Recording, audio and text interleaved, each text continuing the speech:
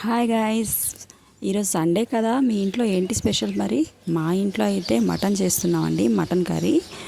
ఇప్పుడు మనం mutton curry ఎలా చేసుకోవాలో చూద్దాం. దానికోసం నేను ఆనియన్స్, వెల్లుల్లి, పచ్చిమిర్చి, అల్లం అన్నీ ఒక దగ్గర పెట్టుకున్నాను. ఇదిగోండి మటన్ కూడా తీస్తున్నాను.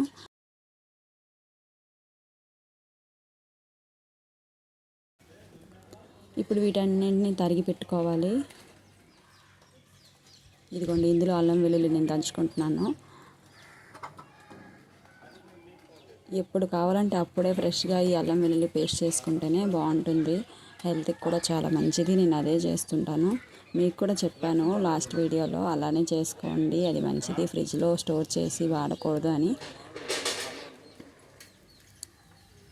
ఇప్పుడు నేను ఆనియన్స్ కూడా దీనిలోనే కట్ చేసుకున్నాను కదా, దీనిలోనే వేసుకొని దంచుకుంటున్నాను. అలా రోట్లో దంచుకున్న ఆనియన్స్ పేస్ట్ని కర్రీలో వేస్తే చాలా చాలా టేస్టీగా ఉంటుంది. కొంచెం శ్రమ ఎక్కువైనా కూడా టేస్ట్ కోసం తప్పదు. ఇదిగోండి తాలింపు కూడా పెట్టుకున్నాను. ఆయిల్ కొంచెం వేసేది మరిగాక పచ్చిమిర్చి, కరివేపాకు వేసుకుంటున్నాను. ఇవి వేగిపోయేవి కదా. ఇప్పుడు ఆనియన్ పేస్ట్ని దంచుకున్నాను కదా, దాన్ని వేస్తున్నాను. ఇది కాస్త ఎక్కువ టైమే వేగుతుంది, ఎందుకంటే మనం పచ్చి ఆనియన్స్ని దంచాం కదా.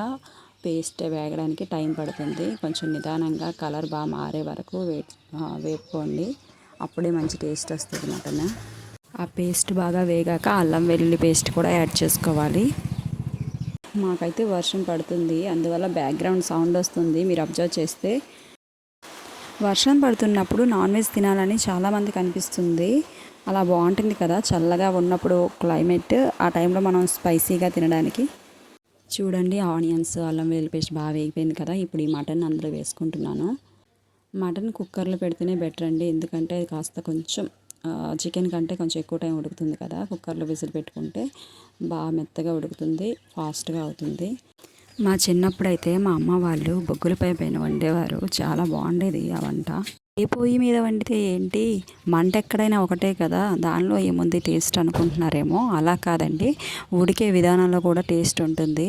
గ్యాస్ పైన ఫాస్ట్గా మంట వస్తుంది కదా, అది ఒక్కసారిగా వేగంగా ఉడకడానికి అవుతుంది కానీ టేస్ట్ఫుల్గా ఉండదు.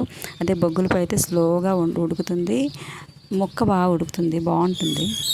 మటన్ కూడా బాగా మగ్గిపోయిన తర్వాత పసుపు, కారం, ఉప్పు వేసుకోవాలి. దాంతో కాసేపు వేగనివ్వాలి, అప్పుడు ముక్కలకి బాగా ఉప్పు కారం పడుతుంది. అది వేగాక బాగా మటన్ వేగిన తర్వాత ఆ తర్వాత వాటర్ వేసుకోవాలి. ఉప్పు కారం సరిపోయిందో లేదో చూసుకొని కావాలంటే యాడ్ చేసుకోండి. కుక్కర్లో విసిల్ పెడతాం కాబట్టి కొంచెం తక్కువ వాటర్ వేసుకుంటే సరిపోతుంది. ఎక్కువ వాటర్ వేసుకుంటే మళ్ళీ ఆ వాటర్ ఇంకడానికి కాస్త టైం పడుతుంది. ఇదిగో ఈ మాదిరిగా వాటర్ వేసుకొని కప్ వేసుకొని నేనైతే 4 విజిల్స్ పెట్టాను. 4 విజిల్స్కి బాగా ఉడికిపోయింది మెత్తగా. చూడండి, కొంచెం వాటర్ ఎక్కువగానే అనిపించింది, అందుకని నేను కాస్త ఉడికించుకున్నాను. ఇదిగోండి, ఈ విధంగా వచ్చింది. కర్రీ అయితే సూపర్ టేస్ట్, చాలా చాలా బాగుంది. Thank you for watching.